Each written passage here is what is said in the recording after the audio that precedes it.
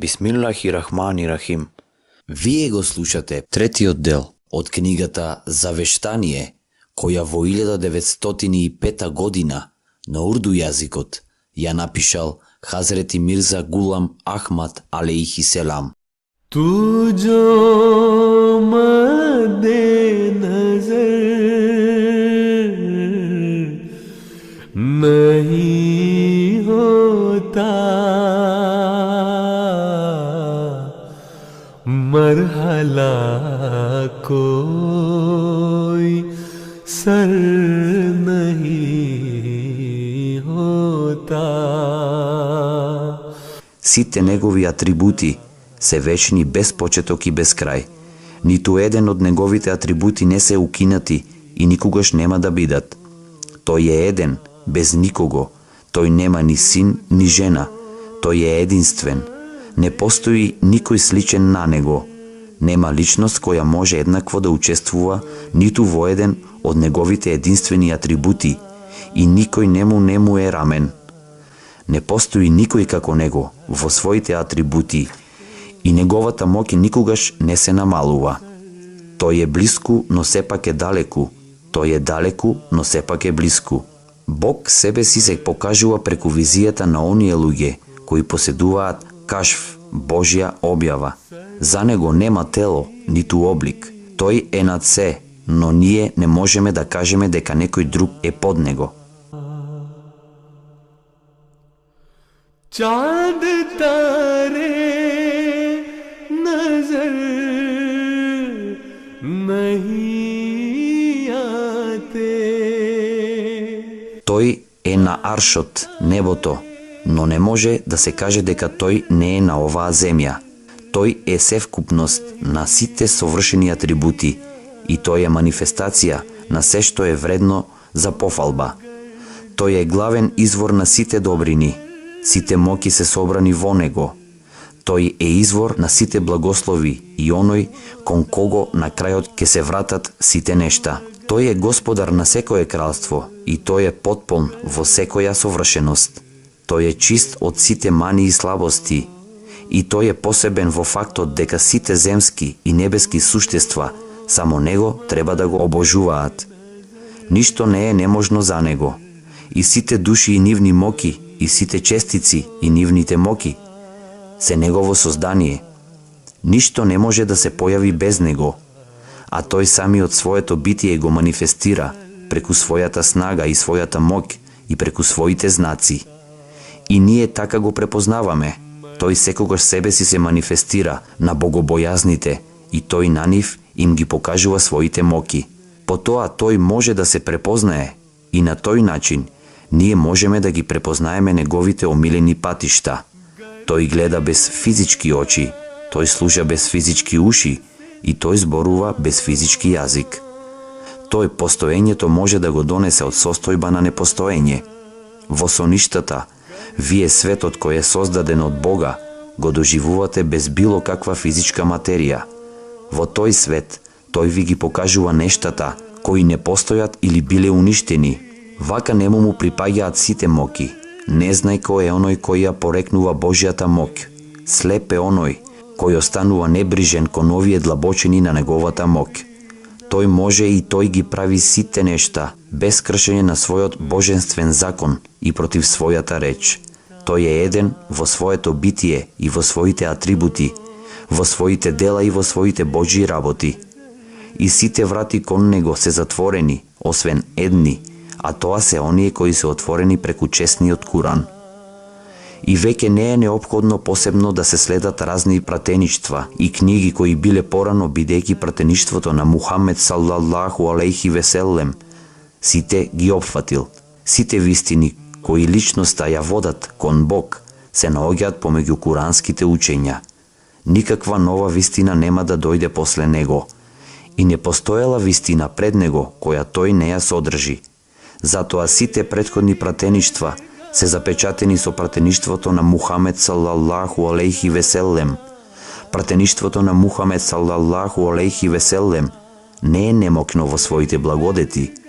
Всушност, ова пратеништво поседува најмногу благодети од сите пратеништва. Со следење на оваа пратеништво, стекната е и близината на Бог и се постигнати поголеми благодети и Божја љубов, поголема од кога и да било пред тоа. Но неговиот совршен следбеник не може да биде наречен единство, пратеник, бидејќи тоа би било голема навреда на совршеното пратеништво на Мухамед саллаллаху алейхи веселем, но се разбира, совршениот следбеник може да биде наречен умметти, следбеник и пратеник заедно, и ова не би било омаловажување на совршеното пратеништво на Мухамед саллаллаху алейхи веселем. Сијајот на неговото пратеништво е поголем од наградата која тој ја подарил.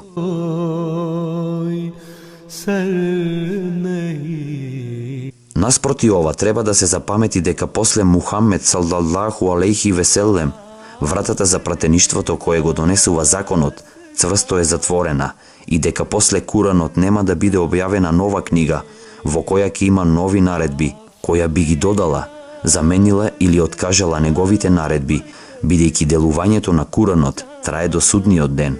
А кога заедништвото со Бог достигне ниво на совршенство во однос на квалитет и зачестеност, тогаш тој однос станува ослободен од нечистоти и мани, и кога го содржи невидливото, што со други зборови може да се нарече пратеништво.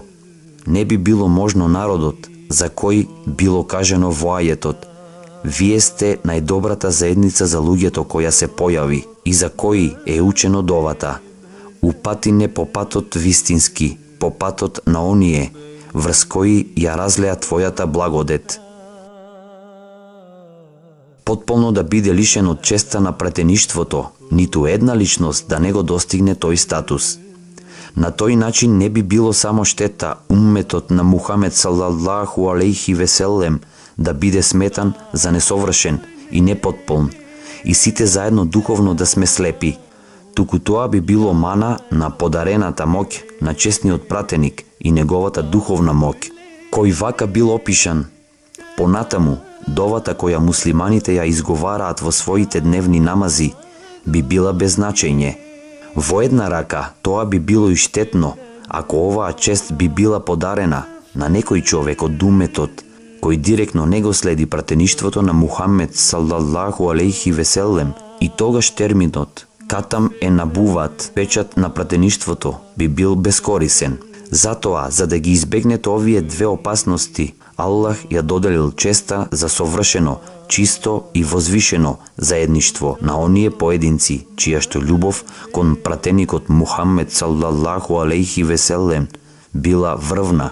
Овие луѓе до крајност го следат значењето на зборот уммети, пратеник. Помеѓу нив и нивниот пратеник Мухамед саллаллаху алейхи веселем не останала никаква бариера. Тие достигнале степен на доблести и совршенства во својата послушност кон честниот пратеник саллаллаху алейхи веселем, до таа мера што себе си се изгубиле во него. Во нивната восхитеност и длабока љубов се огледа нивниот лик, и тие како пратеници биле надарени со наизвонредно и совршено заедништво со Бога. Вака некои поединци, иако се следбеници, ја заслужиле титулата пратеник. Ваквото пратеништво не е одделено од пратеништвото на Мухамед саллаллаху алейхи веселем. Всушност, со поблиско разгледување заклучуваме дека ниедно друго, туку пратеништвото на Мухамед саллаллаху алейхи веселем е украсено со нова величественост. Ова е значењето на реченицата во која честниот пратеник саллаллаху алейхи веселем ја рекол заветениот Месија. अश्क गर नहीं होता तू जो मद्दे नजर नहीं होता मरहला कोई सर नहीं हो। Тоест, тој ќе биде набију Аллах, Божи пратеник, и ве имаму кум минкум, ваш имам од вас, значи тој е пратеник и уммети следбеник. Затоа овде нема место за некој странец, на овој степен на возвишеност. Благословен е оној кој ја свати оваа работа, себе си да се спаси од уништување. Бог го усмртил Иса алейхи селам. Ова го сведочи следниот јасен и разбирлив ајет од Куранот. Откако ти ме усмрти, ти остана чувар над нив. Ова значи дека на судниот ден Бог ќе го праша Иса алейхи селам дали тој им наредил на своите следбеници за Бог да го земат него и неговата мајка.